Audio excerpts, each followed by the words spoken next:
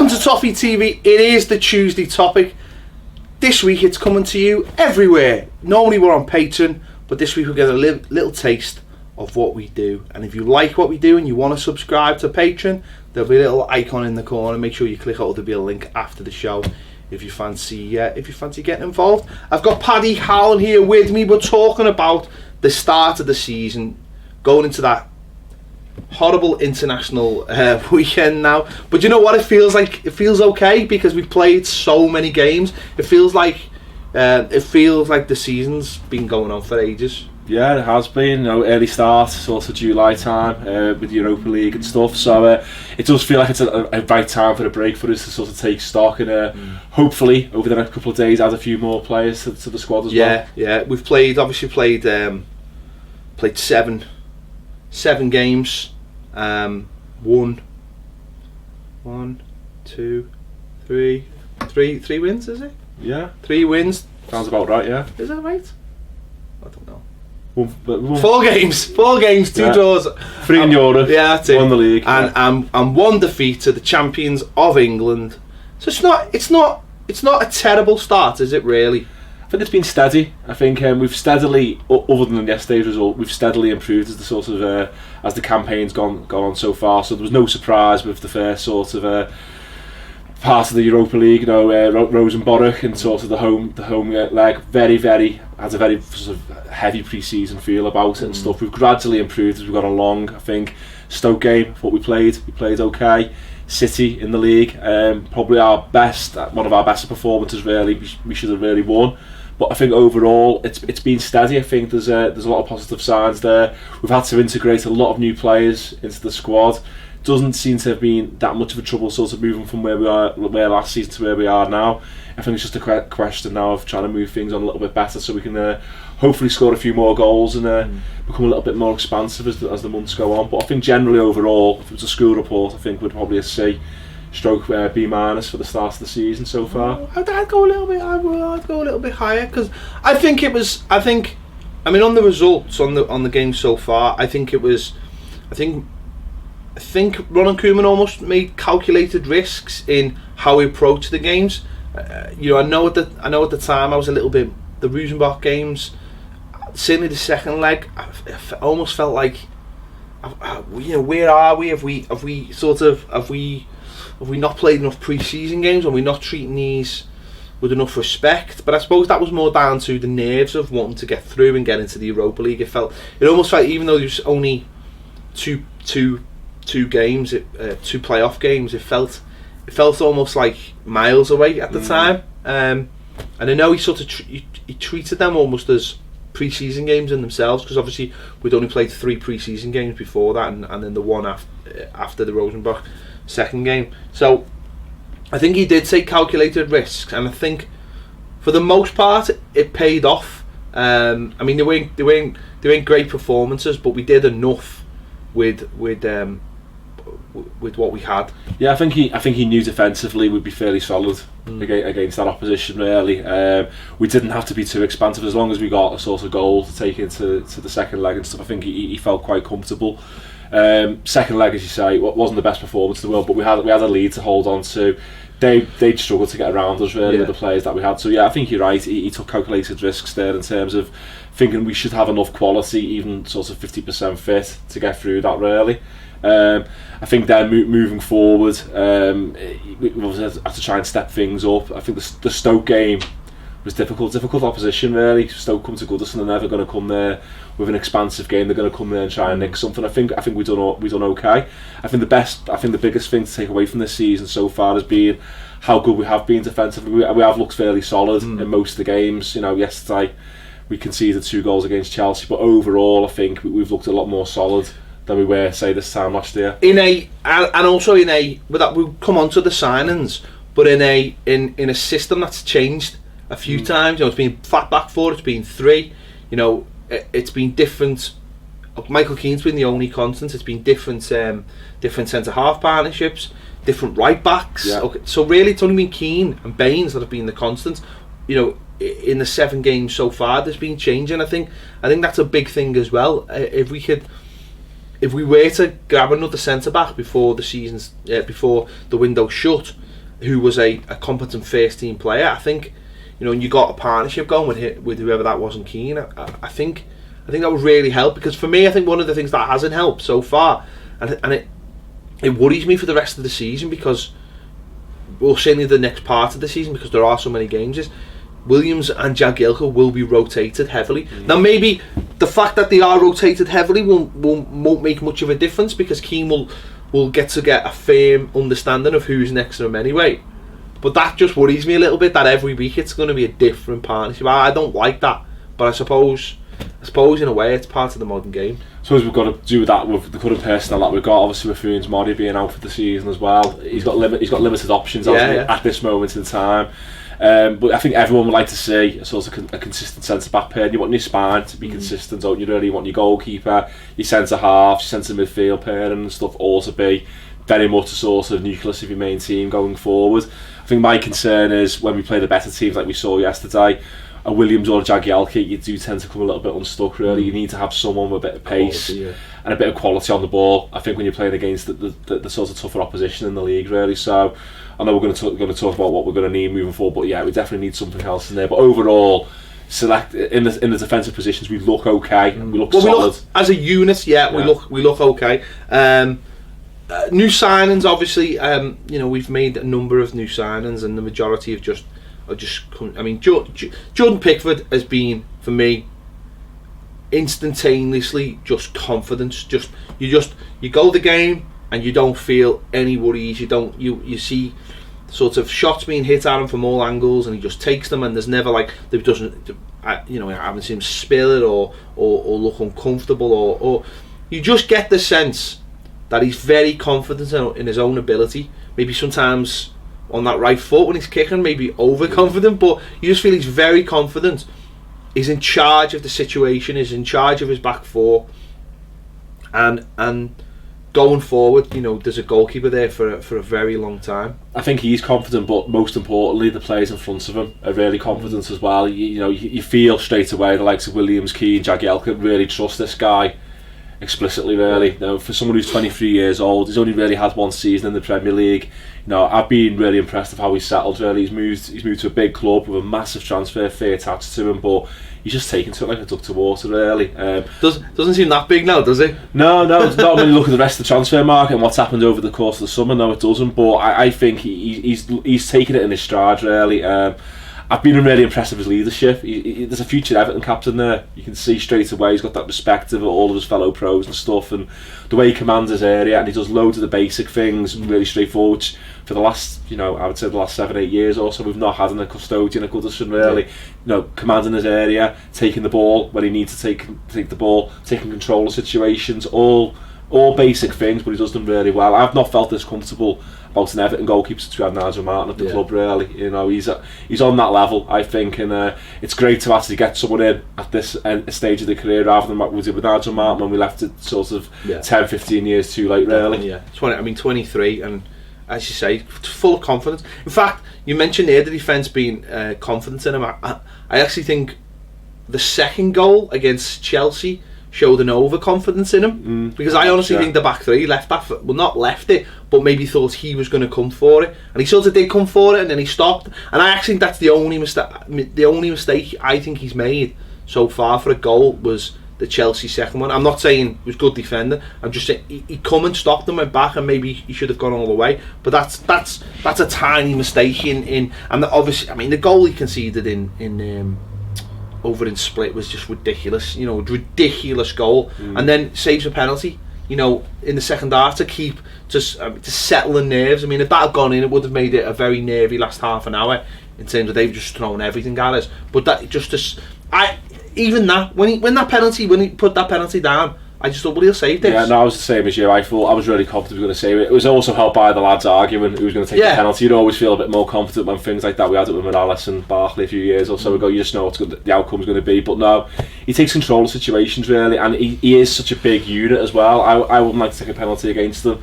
He's got that sort of Schmeichel sort of deceptively big as well. Yeah, he is. And I also feel, and again, this is just my opinion, it might be nonsense, but I noticed against City, Aguero had a couple of chances, and I almost felt like Aguero pulled the chance by, there was the one where he lobbed them rather than just shooting at him, and there was another one where he had a chance and then sort of wanted another touch, and I get the feeling that he can build that presence in goal where people will think, I have got to make sure this isn't, this is top bin, take that extra touch, defender can nip in, or he can set himself. I think he's getting that presence, like you said about Schmeichel, where defenders look at him and go, shit, this fella doesn't let much pass him. It's going to have to be a good shot. I'm going to have to be 100% steady. If he builds that presence, that's worth points. That if you can create that aura. I mean, there's not very few goalkeepers I think have that now. If any, I think when Petr Cech was at Chelsea before the head injury, I think he had that where no one thought they could get past him. Schmeichel had it. I don't even. De Gea probably has that kind of aura, but there's very few now that you think, because even Lloris, who Hart maybe had it for a little while, but now you actively want to shoot at Hart. Well, he's in rapid decline, isn't he? But no, he's definitely got something about him, Pickford. I think for me, he's been the pick so far of who we've signed. You can definitely see this guy sort of being in goal for us for the next 10 years or 15 years or so for us. Yeah, you don't want to get too good, do we? But he's got the assets that other clubs, it's weird because he's got the assets something like a Barcelona would want, or Pep. It's mad. Pep Guardiola's been searching for this goalie, and it was there on his doorstep. Yeah, and very, very strange. But Michael Keane's another one. I think he's come in and been. I think a lot of people have been surprised about not only his defensive ability, but how good he is on the ball. But I remember when we played them, and we were talking at the time, and we had a good look at him because obviously the rumours. And at the time, I thought he was very comfortable on the ball. There was a little question mark when Lukaku turned him in that game and scored the goal, what his mobility was like. But I think he's deceptively fast. He reads the game quite well, and his football ability, I think, is quite good. He can step out of defence and is comfortable. No, he looks really comfortable on the ball. I think he's a really, really sort of top defender. And Man United were really keen on getting him back in the summer. Really, I think we had the advantage of being able to give him regular first team football, which is why we've got him. I think he's been excellent. Really, I think once he gets a settled partner next to him as well, we'll probably see even more from him. At the moment, he's probably having to play within himself a little bit because he's obviously changing partners all the time. But I've been really impressed with him. Again, got leadership qualities there as well, and that's the one good thing that I've noticed the players that we have been bringing in, which we've lacked in the last couple of years, is that leadership ability. Really, we've got players there who are going to sort of go on the front foot and take leadership, take ownership of certain situations, and he's definitely one of them as well. And again, another player, 23, 24, you can only see good things over the next 5 years or so with him, and the relationship he'll have with Pickford and whoever else we bring in alongside him. Only bodes well for the future, really. But I've been really impressed. He's done really well. I mean, obviously, I'll move on to Klaassen. He was one of the first signings, wasn't he? Was his second signing after Pickford, was he? He came in, I think about 24 hours after we got Pickford in. Yeah. He's another one who, again, price tag. Getting used to these price tags, 23, 24 million pound. It's buttons, isn't it now? Really, it's nothing now. It's the new 8 million quid probably. But he's come in, and I think it's disappointing that he's missed the last couple of games with injury, obviously, and it's hard to actually get a true gauge of what he is. But I can see, and I can see what I'm hoping that he's going to be. He looks to me like a midfielder, a box to box, a link player. Got an eye for a goal. I think once he gets that first goal, it'll take a lot of pressure off him.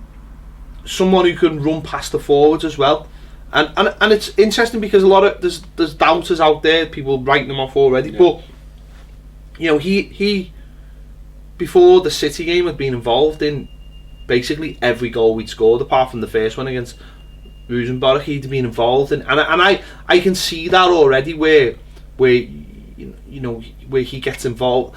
The name that springs to mind, and not technically, but with not technical ability, is like a Pienaar type player, someone who knits the play together with a little trait of Kale as well. But someone who knits the play together, who's involved in the build-up or involved in some part of the goal, ultimately might get the assist, but just is part of it. And that was the big thing about Pienaar. Pienaar's link-up play with Baines, and Baines would cross and then we'd score. He was always part of it, and I can see that in him. It's how he...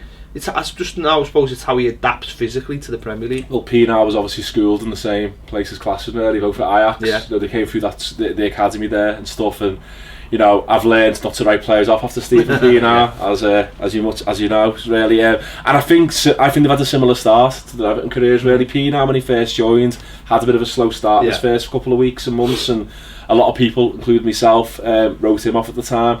Look, I think with Klaassen, it's been difficult for him. He's had to come into a totally different environment. He's, you know, playing in Holland's very, very different to playing in England. And I think the team he came into in sort of early July was a team heavily in transformation, loads of new players. And probably of all the players, other than possibly Martina, he's probably looked the one who struggled to convince more. But I was seeing signs before he got injured of him improving game on game and getting used to it. Yeah. He's definitely got technical ability. He's going to need, I think, to strengthen up a little bit, which is something that Pienaar had to do when he first came over here as well. But he's definitely got the technical ability. I think the one question mark for me is where we're going to play him moving forward. And this is the thing with a lot of the signings that Koeman's made. You could argue a lot of them are very, very similar and playing very similar number 10 type positions. I think Klaassen's of the three that we've signed in that position is going to be the one that's going to have to adapt the most and find maybe a slightly different position, probably in one of the wider roles, really, rather than playing through the centre. I mean, it all. I mean, they're intelligent players, and it all comes down to what system we ultimately play or how. I mean, he'd probably be good in a diamond on the left-hand side of a diamond, maybe, and create that relationship with the fullback. But it's important that he can play in different positions, whether it be, you know, in a diamond, tip of a diamond.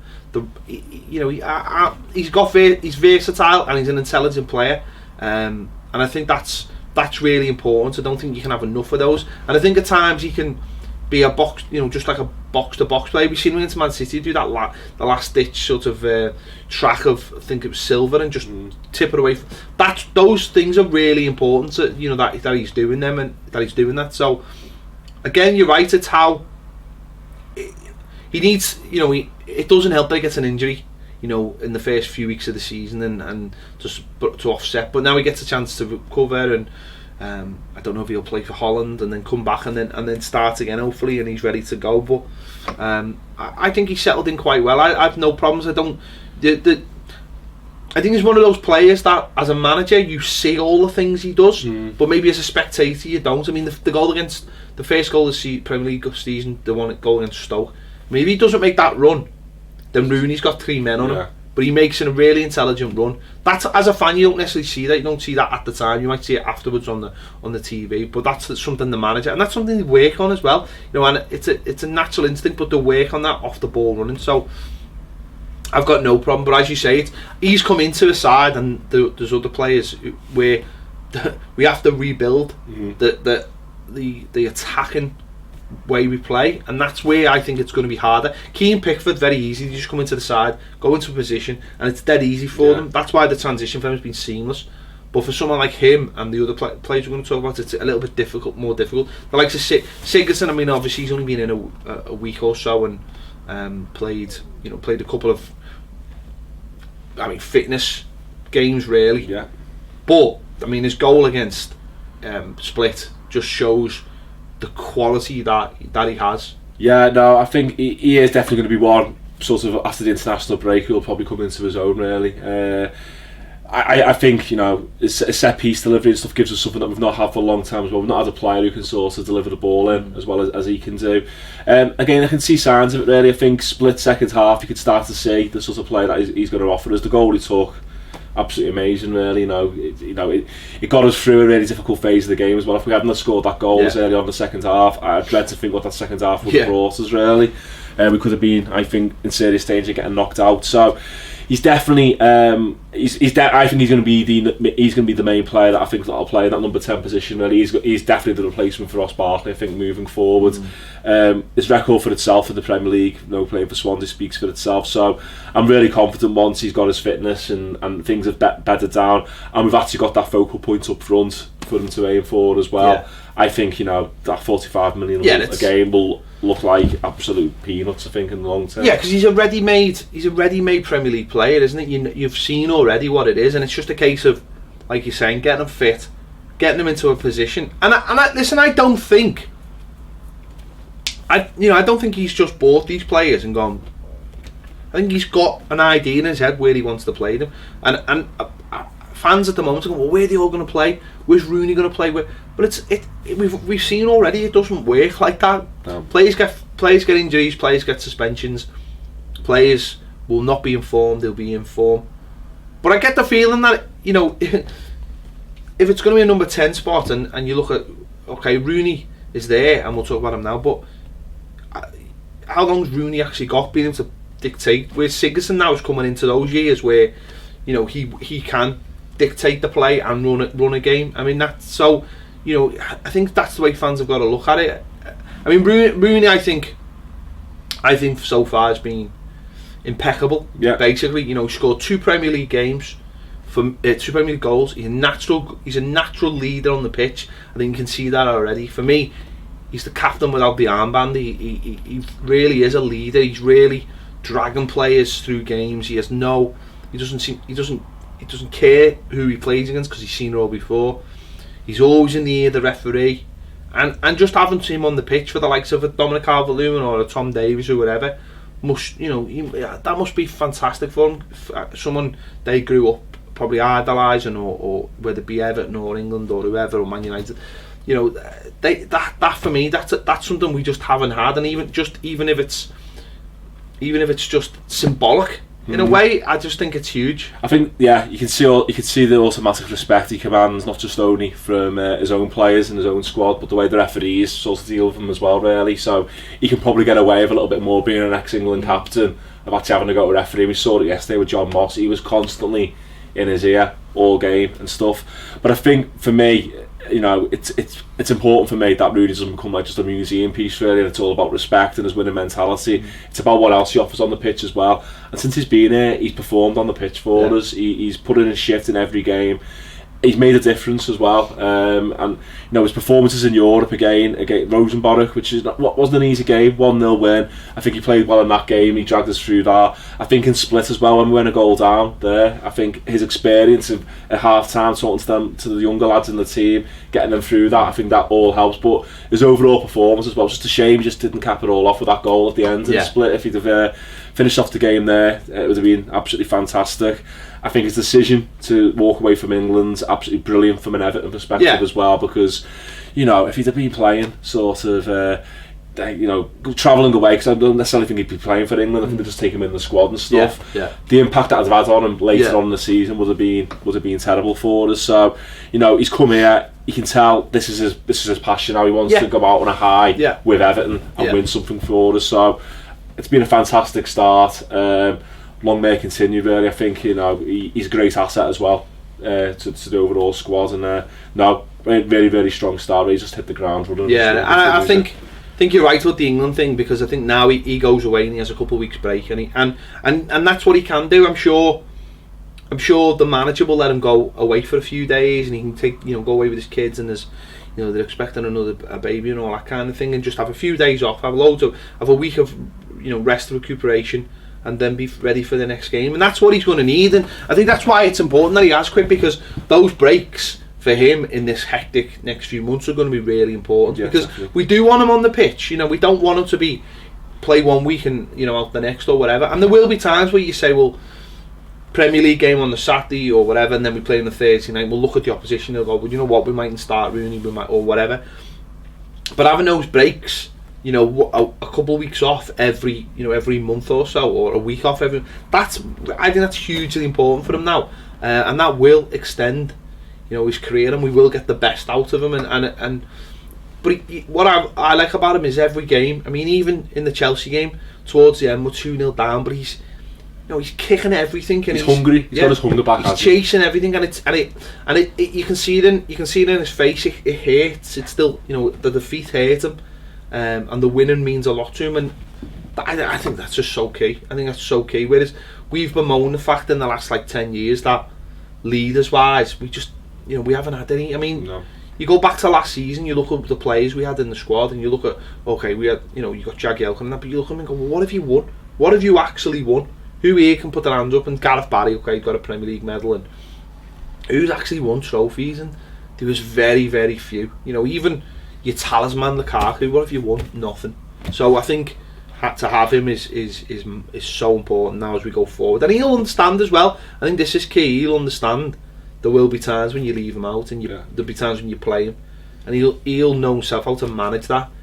But you can see a player that hasn't played properly for a year or so, and just wants to play football and do what he can to help Everton win. Now you can see the difference in him physically as well. He looks more like the Wayne Rooney of 3-4 years or so ago, physically playing for us. I saw him at the tail end of his time at United, and his career there petered out really, didn't it, in the last few months. He didn't look motivated. He's found the club that I think the only club that he really wants to play for, and it makes such a massive difference. But that should hopefully raise another 5-10% around the players he's playing with as well, particularly as we get into sort of November and December, which is becoming more into the business end of the season, man. The games are going to come thick and fast. But as you say, how we manage that and how Koeman manages that with the squad that we've got is going to be really important as well, because we want them to be firing like this in sort of March, April time as well, when hopefully there are trophies up for grabs for us as well. Exactly. It's just how you manage them, isn't it?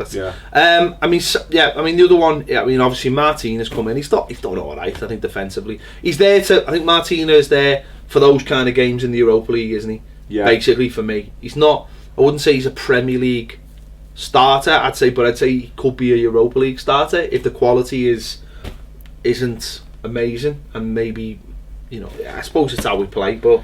Yeah, he looks like, to me, a player who's lacking a bit of confidence at the moment. Don't know what the situation was at Southampton. Obviously, I had Cedric ahead of him, who's one of the top right backs, I think, in the Premier League. Didn't get much game time there. Little flashes of brilliance and stuff.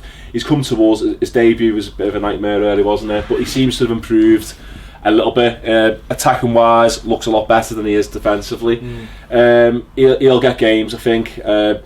I'm still not convinced we should have signed him when he got John Joe Kenny there. I feel like you're robbing a young lad of chance and opportunity to develop into the team. He's here now. Let's see how things go. But I think he's a body for the squad. I think to get us through European games and stuff and get through the season. Yeah, and the last one is sort of I suppose one maybe the biggest enigma is Sandro, and it's that's not having a go at him. He's an enigma because I don't know what he is fully yet, and because of the lack of strikers, so there's a lot of pressure on him. I mean, we fought tooth and nail to sign him, we really did. Atletico Madrid wanted him, and obviously the transfer bans. That shows you that he's got something about him. Ex-Barcelona scored a lot of goals last season in Spain, and we really did fight tooth and nail for him. But unfortunately, it's been a stuttering start, hasn't it? Because of when we got him in, obviously after the pre-season, because he played in the under-21 Euros. Come in, played games with a lack of fitness, picked up the injury against Stoke, and we just haven't seen enough of him. But because he doesn't look like he naturally fits into what we desperately need, it's just hard to know what he's going to give us. I think what might not have helped him is giving him the number 9 shirt. It's given a perception automatically that he's going to lead the line and be a famous number 9 for the club. So I don't think that's helped him. No, you're right. I think you're right. In many respects, I think you're right. He's certainly not a centre forward from what I've seen so far. Though that might come over time. He's definitely a sort of right-sided forward player who will spread the play. He'll put players under pressure and stuff. But I don't think from what I've seen so far he's going to lead the line. It's going to take time to adjust as well. You look at some of the other players that have come across from Spain that have been highly rated. Roberto Soldado, probably scored his only Premier League goal against us, but struggled at Tottenham really. We've got to give him a chance. We've got to try and find a system that gets the best out of him as well. I'm not too sure the system we're playing at the moment is going to get the best out of him either. Really, it's going to take time, but I think there's makings there of a decent player. So I saw signs in the game again. He obviously scored against Seville. Looked very quick off the mark, but even against Rosenborg when he came off the bench in that game as well, he spread the play. He gave something to think about. What he's going to learn now is he can't run around like a blue arse fly all game. He's got to be more smarter.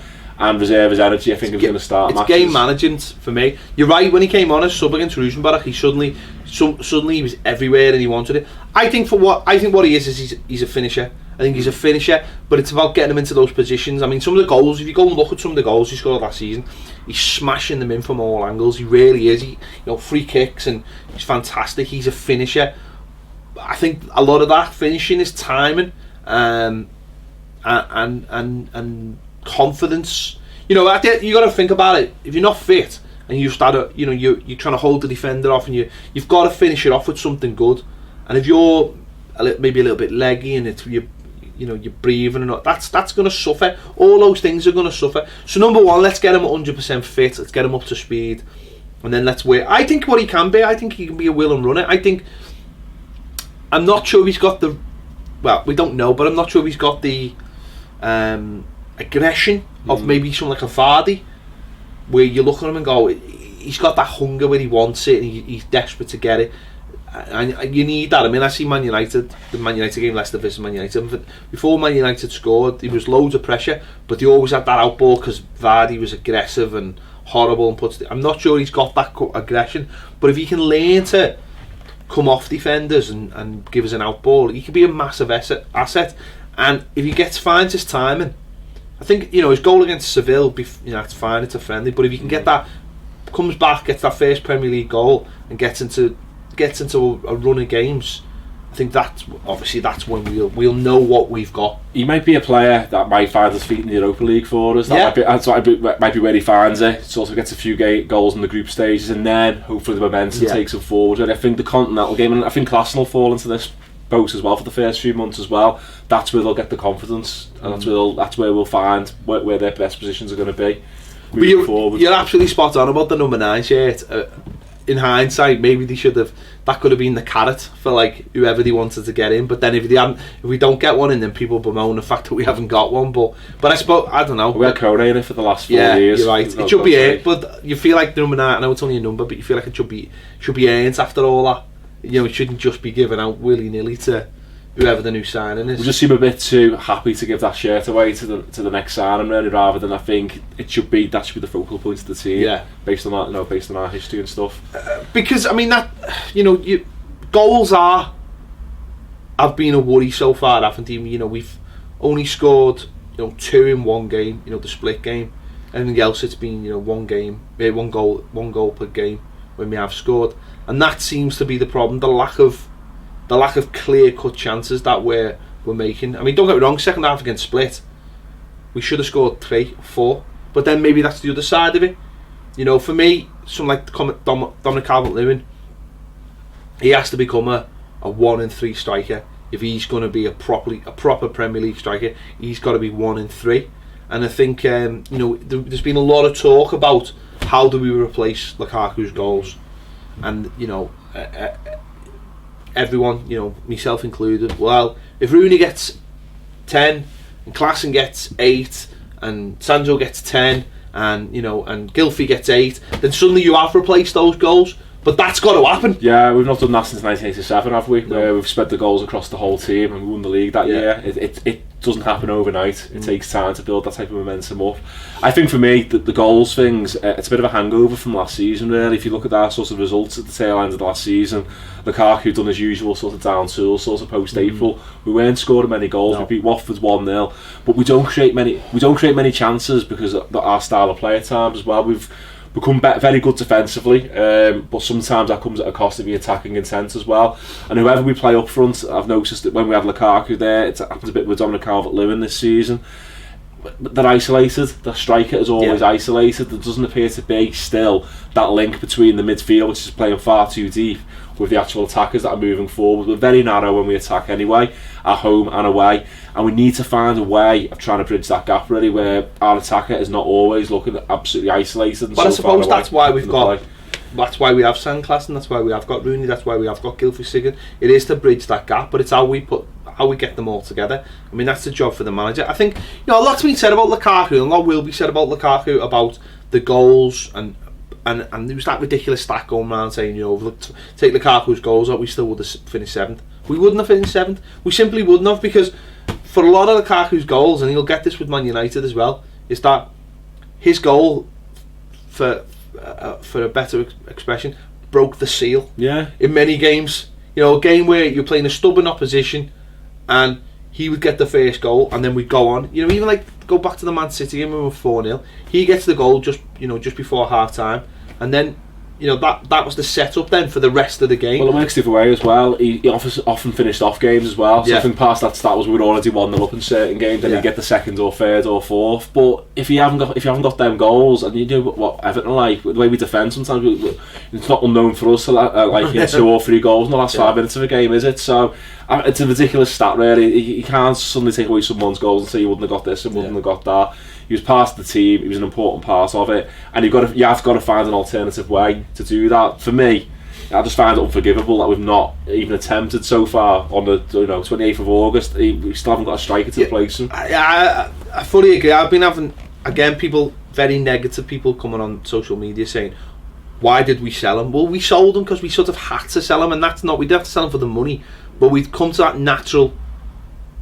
natural place where it was time to, you know, we're probably people looking at the Coutinho situation going, we should have held on to him, but we've done that for the last 2 seasons. Yeah, he gave us 2 extra years, didn't he? And I think for the third one, I think what you found very quickly as a player that was not motivated, he wouldn't have performed for us. What was the point? Selling him to United, unfortunate in many ways though, because we've basically sold, you know, our best player or our biggest goal scoring threat to the team that finished above us in the league, really. They're probably going to get the benefit of that and probably finish 20 points above us this season, which is, you know, in that context, leaves a bad taste in the throat as well. You get over that though if you actually get a good replacement who can actually try and at least score half them goals and try and close that gap. There was no one else abroad that was going to go in for him, really. Chelsea were never prepared to pay the money that we were looking for, and we also got Wayne Rooney on the back of that transfer fee as well. I think that definitely greased the wheels, really, and letting them go back there. So you've got to look at it in the wider context as well. But you're right. I mean, you're right. We're going to talk about what we need now, but you're right about that. I mean, the centre forward is so key, and it is strange. I mean, I don't think there's a massive amount of strikers out there, and I think that the whole Lukaku Morata thing showed that. You know, whoever Man United or wanted or Chelsea, you know, the other one, and people have said, well, we need to replace Lukaku. The problem is like, well, who is there? You know, because the player he scored 25 goals last season, or 26 Premier League goals, whatever it was. Where's the next? You know, show me someone else who scored that. They're not there. They're not available. And if they were available, Chelsea would have snatched them up. So you're looking for potential there, which we've got with Sandro, I suppose. And Dominic Calvert-Lewin. But just in terms of numbers, I think we need a couple more. I definitely think we need a couple, not one striker, 2 strikers. Yeah. I mean, the manager will say, well, we've got Rooney, we've got this and we've got that to cover that. But I do generally think we need 2. And one of them, you're right, has to be, I suppose, in a way, a proven Premier League striker. Whether that be Giroud, whether that be Benteke, whether that be Dzeko. You know, I think the other one I threw in last week is Pele. Yeah, I wouldn't rule him out. I'd go to China and try and get Pele out of it, because I think you'd get him if he wanted him. Because they're I suppose the next names on the list. Now it'd just be interesting. I think Benteke would be an interesting one, because Palace seem all over the boat. Now I think I said this last week. They want Sakho. Let's get the wheels turning. We did it last year with Balassi. I mean, they got Benteke because we got Balassi. So let's get those wheels turning again. Let's go and get Benteke. Let's say to Palace, what do you want for him? You want 40 or whatever? Okay, we'll give you 35. You can go and get your man. We'll give you an extra 5 million, this, that and the other. And let's get him up front, because I think he'd be perfect for us. Well, we need a target man, don't we? I think the style of play that Koeman likes, you've seen it in the finals, you've seen it at Southampton where they have Pele basically leading the line for him. That's the style of football he wants to play, so we need to try and get that type of player in. Got no problem with Benteke. I think at Liverpool he didn't really get a fair crack of the whip, and you know, target men don't work at Liverpool, proven over the years, really. I think you're right though, there's no obvious candidates out there, because they would have been snapped up. You can go through all the strikers, really. They've all got pros and cons, really. You can go for a Vardy type, but 31. You could go for Giroud again, 31. Dzeko, 30. We're going to have to, if we're going to bring someone in, we're going to have to bring them in, but we've got to recognise the fact we're not going to be able to resell them on. It's going to be 2-3 years at the most until we try and, hopefully Dominic Calvert-Lewin steps into that breach as well. We definitely need another secondary forward as well. Someone with definitely with someone with pace, really. And again, there's no obvious candidates out there really, unless you try and step down the leagues or step down the lower ends of the Premier League to try and bring someone in. I don't know, a Damari Gray or someone to just give us something a bit of an extra added dimension, really.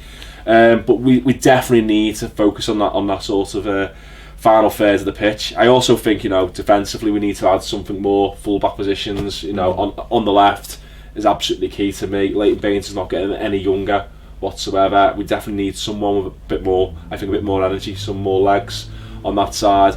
Centre half, we desperately need something else to go alongside Michael Keane. That's a bit younger as well, and an alternative to Jagielka and Williams as well. So there's a lot of business for me. I still think we're probably 4 or 5 short from where we need to be. We've also got to try and offload some of the dead in the squad as well. The whole Ross Barkley conundrum's still there as well. What happens there on Thursday as well? James McCarthy's not getting a sniff. I'm not convinced he's injured. No, I don't think he's Ireland injured. have called him off. We're just waiting for someone to come in and pay 25 million, I think. Our friend Omar Nyasi as well, needs to find a club at some point. It's going to be, I like to think it's going to be an interesting 3 days where things move on, but there's nothing at the moment. But to be fair, before we started, you're looking at the transfer centre and all that. Things are starting to happen at other clubs. Barcelona just paid a lot of money for a kid. Liverpool are looking to bring in the lad from Monaco. There's a lot of business that still could be done this week. You look, PSG are throwing loans out for Mbappe to get him through the door to get round FFP. There's things that can happen. We could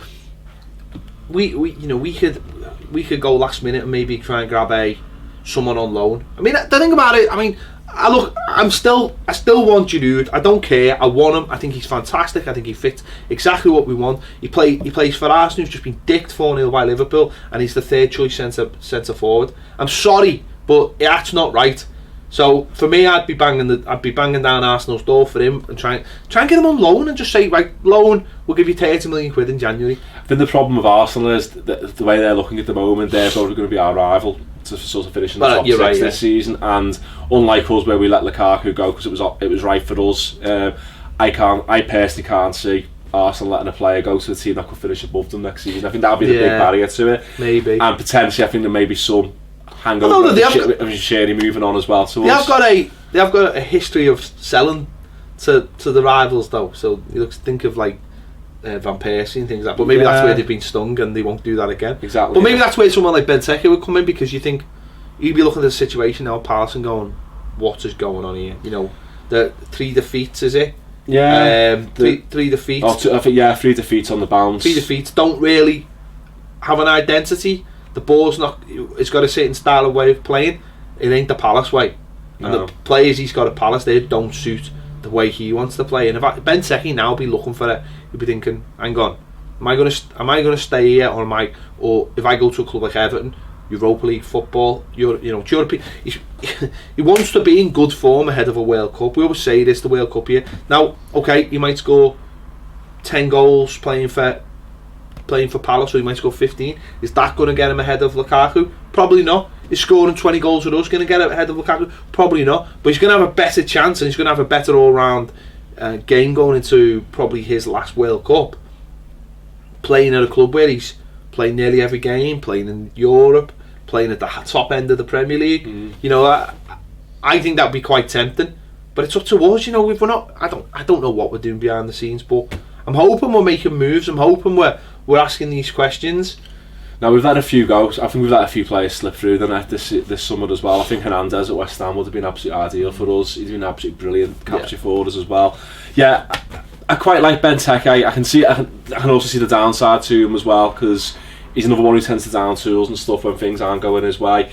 He has got an issue of injuries and stuff as well that have happened over the years. Giroud would be probably the perfect signing. I just can't see Arsenal letting him go. There's been talk about Costa as well, which I think it's fanciful really. The lad wants to leave London. I just can't see him, even if it's a 3-month spell, coming to Merseyside. Just can't see it happening really. As I say, there doesn't seem to be a perfect answer, but this is why we got Steve Walsh. This is why we brought the director of football in. hopefully he can maybe unearth someone maybe from overseas. You know, we had it, nearly 10 years, I think it was 10 years or so ago, the transfer window when Marouane Fellaini rocked up. Nobody's heard of the fella. Yeah.